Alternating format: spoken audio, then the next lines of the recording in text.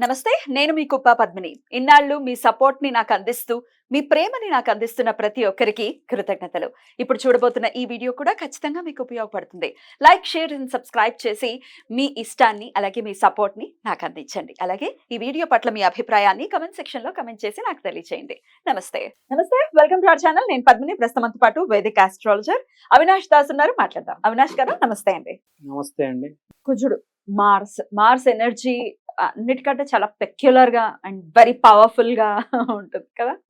Mars energy మంచి మార్గంలో ఉంటే కనుక డెఫినెట్ గా వీరత్వం ఉంటుంది. కొంత మార్స్ నెగటివ్ ఇంపాక్ట్ కనుకుంటే భయంకరమైన కోపము ఉంటుంది అనేది సర్వసాధారణంగా వింటున్నాం. కోపంతో అన్నిటినీ పోగొట్టుకుంటాం ఖచ్చితంగా. తన కోపమే తన శత్రువు అని ఊరికే అనలేదు కదా. ఖచ్చితంగా కోపంతో అన్ని పోగొట్టుకుంటాం. అయితే కోపం అనేది ఖచ్చితంగా నటించాల్సినటువంటి విషయం. కోపాన్ని నటించాలి కానీ కోపం తెచ్చేసుకోకూడదు కదా. ఆ సమన్వయం ఎలా వస్తుంది అంటే డెఫినెట్‌గా కుజుడితో రిలేట్ చేసి చెప్తూ ఉంటారు. మరి కుజుడి నుంచి మంచి రిజల్ట్సే రావాలి, నెగెటివ్ ఇంపాక్ట్ ఉండకూడదు అనంటే ఏం చేయాల్సి ఉంటుంది అవినాష్ గారు? కుజుడు కోపం అనేది సరైన సమయంలో రావాలి. కరెక్ట్. గుడ్ ఇండికేషన్ ఆఫ్ కుజుడు ఏంటంటే సరైన సమయంలో కోపం వస్తేనే మంచి కుజుడు. ఇప్పుడు రాముణ్ణి చాలా మంది ఏదేదో అంటుంటారు. ఆ టైంలో మనం కోపం వస్తే మీ కుజుడు చాలా బాగున్నాడు. రైట్. మీ పాప స్కూల్కి వెళ్ళింది, చదువుకోవట్లేదు, మీ పాప మీద అరిచారు, కోప్పడ్డారు, మీ కుజుడు బాగున్నట్టు. అంటే మంచి రీజన్ కి కోప్పడినట్టు బాగున్నట్టు. ఇప్పుడు కొట్లాట జరుగుతుందండి, అనవసరంగా కొట్లాడుతున్నాం, కుజుడు పాడైపోతాడు. జిమ్కి వెళ్ళి బాడీ బిల్డ్ చేస్తున్నా, కుజుడు ఇంప్రూవ్ అవుతాడు. రీజన్ కరెక్ట్ ఉంటే మీరు కొట్లాడొచ్చు కూడా. అనవసరంగా కొట్లాడడం జిమ్ కుజుడు పాడవుతాడు. రీజన్ ఉండాలి, ఊరికే కొట్లాడుకోకూడదు. అవసరం వచ్చినప్పుడు తప్పదు. ధర్మానికి అడ్డొస్తే ఫైట్ చేసినా తప్పులేదు, మాట్లాడినా కోప్పడినా అరిచినా తప్పులేదు. మన ప్రాణం మీదకి వస్తే ఖచ్చితంగా మనం ఫైట్ చేయాలి కదా. అవును. అరవడము, కొట్టుకోవడము బ్యాడ్ మార్క్స్ ఇండికేషన్ కాదు, గుడ్ మార్క్స్ కూడా indication. Situation life is a situation. పరిస్థితి అండి, పరిస్థితి. ఎవరైనా ఏదైనా ఎందుకు చేస్తారు? పరిస్థితినే కదా. పరిస్థితి వల్లనే కదా జీవితం. లేకపోతే అందరు ఇంట్లో కూర్చొని హాయిగా ఉంటారు కదా టీవీ చూసుకుంటూ. మీరే చెప్పండి. అందరి దగ్గర డబ్బులు ఉన్నాయి, ఇంట్లో కూర్చుంటారు, మాల్స్కి వెళ్తారు, ఫారెన్ డెస్టినేషన్స్కి వెళ్తారు, బయటకి ఎందుకు వస్తారు? అందరి దగ్గర డబ్బులు ఉంటే ఇంకే డబ్బుకి వాల్యూ ఉండదు అప్పుడు. సో పరాక్రమము అనేది సరైన దారిలో పెట్టాలి. మన పనిలో కూడా పరాక్రమం చూపించాలి, కరెక్ట్ దారిలో వెళ్ళాలి. పరాక్రమం అంటే ఆంజనేయ స్వామిదే. ఆంజనేయ స్వామిని వేడుకుంటే, ఆరాధిస్తే మంచి పరాక్రమం వస్తుంది. ఆంజనేయ స్వామి పరాక్రమం చూడండి మీరు, అన్ని పాజిటివ్ కన్స్ట్రక్టివ్ పనులకు చేస్తాడు, ఎక్కడ ఏ నెగిటివ్ పనికి చేయలేదు. ఇంకోటి మంచి మార్క్స్కి ఇండికేషన్ ఏంటంటే గురు ఆరాధన ఉంటుంది. ఆంజనేయ స్వామి రాముడికి ఆరాధన చేసేవాడు, భక్తి. కరెక్ట్. సో వాళ్ళకు ఒక భక్తి ఉంటుంది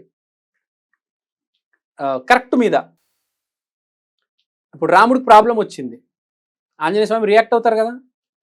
అలానే మంచికి ఎప్పుడైతే ప్రాబ్లమ్స్ వస్తాయో కుజుడు రైజ్ అవుతాడు, ఫైట్ చేస్తాడు, అరుస్తాడు, కోప్పడతాడు. Correct reason. So this is Mars. 108 అనేది చాలా పవిత్రమైన నంబరు అని అంటారు. దాన్ని కలిపితే ఎంత వస్తుంది? 9. మంగళ్యం, మోస్ట్ పవర్ఫుల్, మోస్ట్ ఎలా చెప్పాలి, ఫ్రూట్ఫుల్.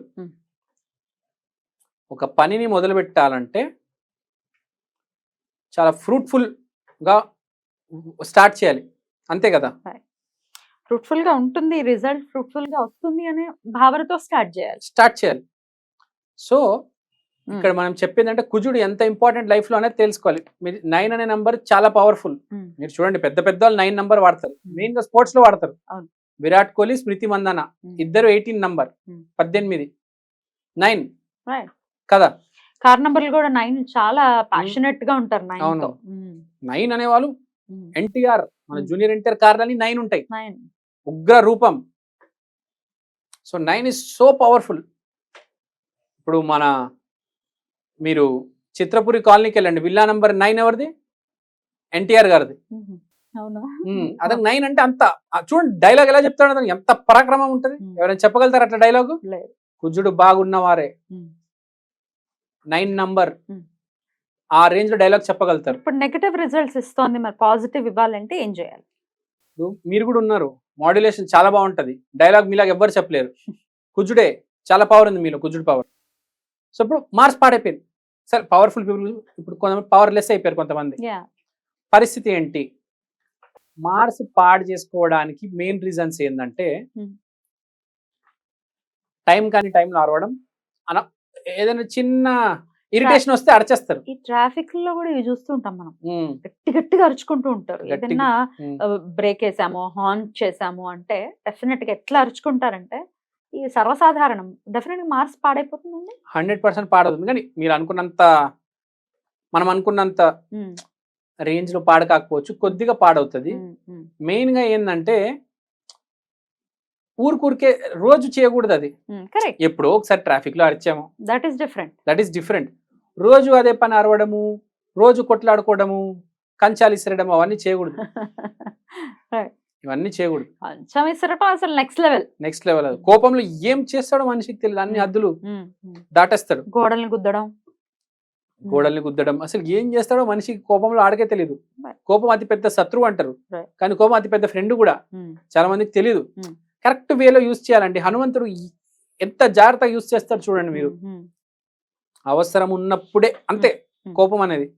ఊరికే ఎవరి మీద అరవకూడదు.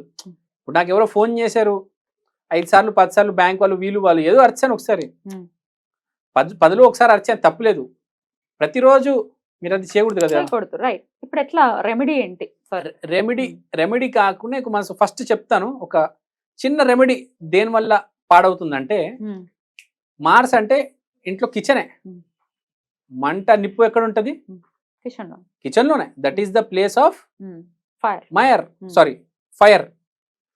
మార్స్ మన వంట గది. ఆగ్నేయం అంటే అగ్ని ఎక్కడ? మార్స్. ఫైరే కదా మార్స్ అంటే. సో వంట గదిలో మనము, వంట గదిలో అగ్ని ఉండాలి, మంట ఉండాలి. సో శనిని తీసుకెళ్ళకూడదు వంట గదిలో. అంటే శని మార్సు ఫ్రెండ్స్ కాదు, గురువు మార్సు ఫ్రెండ్స్. మరి శనికి రిలేట్ అయినవన్నీ ఉంటాయి. నూనె ఉంటుంది, ఉప్పు ఉంటుంది, స్టీల్ వస్తువులు ఉంటాయి. మరి ఎట్లా? మీరు తీసుకెళ్ళకూడదు. అవి ఉండొచ్చు, మీరు తీసుకెళ్ళకూడదు మీతో పాటు. నేను చెప్తున్నా, మీరు కిచెన్ గదికి వెళ్ళేటప్పుడు చెప్పులు వేసుకొని వెళ్ళకూడదు. That is the biggest mistake people do. ఇంట్లో మీరు ఎక్కడైనా చెప్పులు వేసుకోండి, వంట గదిలో మాత్రం చెప్పులు వేసుకోకూడదు. చాలా మంది చూస్తూ ఉంటాను, లేడీస్ చెప్పులు వేసుకొని వంట వండుతూ ఉంటారు. చెప్పులు అసలు ఎట్టి పరిస్థితిలో వంట గదిలో వేసుకోకూడదు. చెప్పులు అంటే శని చెప్తారు కదా, అరే శని పోయిందిరా చెప్పులు పోతేనే. వంట గదిలో చెప్పులు వేసుకోవద్దు ఎట్టి పరిస్థితిలో. మీరు మాత్రం చెప్పులు వేసుకొని వంటగది. ఇంకోటి, వంట గదిలో అన్నం తింటే చాలా మంచిది, మహాశ్రేష్టం, వెరీ వెరీ గుడ్. వంటగదిలో అన్నం తినాలి. పూర్వం అలాగే తినేవారు చక్కగా. అది ఎందుకంటే పెద్ద పెద్ద వంటగదులు ఉండేవి, బోల్డ్ ఎంత ప్లేస్ ఉండేది, చక్కగా తినేవాళ్ళు, కింద కూర్చొని తినేవాళ్ళు. మళ్ళీ కంచాలు తీసాక చక్కగా దాన్ని క్లీన్ చేసుకుని, మేమైతే ప్యాన్లు పెట్టండి అని అంటాం అట్లా. సో వంటగదిలో అన్నం తింటే మార్స్ ఇంప్రూవ్ అవుతుంది. వంటగదిలో అన్నం రోజు తినండి. ఎవరికైతే మార్స్ పరాక్రమం తగ్గిపోయింది, మేము కష్టపడలేకపోతున్నాం, మేము ముందుకెళ్ళలేకపోతున్నాం, మమ్మల్ని వీరు తొక్కేస్తున్నారు, వాళ్ళు తొక్కేస్తున్నారు అనుకుంటారో, లేకపోతే స్టేజ్ మీదకి వెళ్ళి 10 నిమిషాలు మాట్లాడాలి, పరాక్రమం కావాలి, మార్స్ చాలా స్ట్రాంగ్ ఉండాలి. స్టేజ్ మీద మాట్లాడాలంటే కిచెన్ లోకి వెళ్ళి ఫస్ట్ అన్నం తినండి, అక్కడే వండుకొని వేడి వేడిగా అన్నం తినాలి. నిత్య దైనందిన జీవితంలో చేసుకోవాల్సినటువంటి మార్పులు ఖచ్చితంగా చేసుకుంటే కుజుడి యొక్క అనుగ్రహం పరిపూర్ణంగా వచ్చేటటువంటి ఆస్కారం ఉంటుంది అని తెలియజేశారు. థ్యాంక్ యూ అండి. Thank you so very much. నమస్తే.